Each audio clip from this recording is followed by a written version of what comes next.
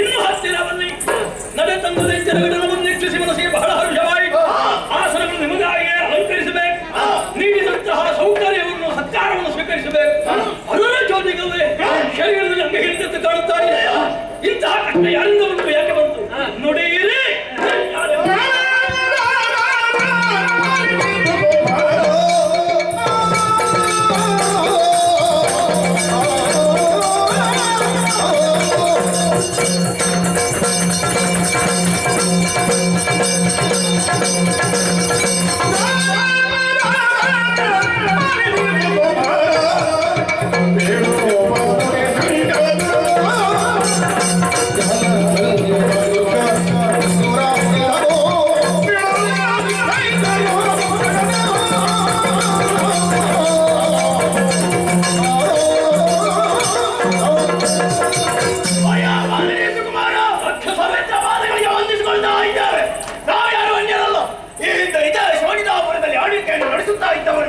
ನಾನೇ ಶಂಕಾಸುರ, ಇವ ದುರ್ಗಾಸುರ, ಅವ ಬಿಡಲಾಸುರ, ಇವರೆಲ್ಲ ನಮ್ಮವರೇ.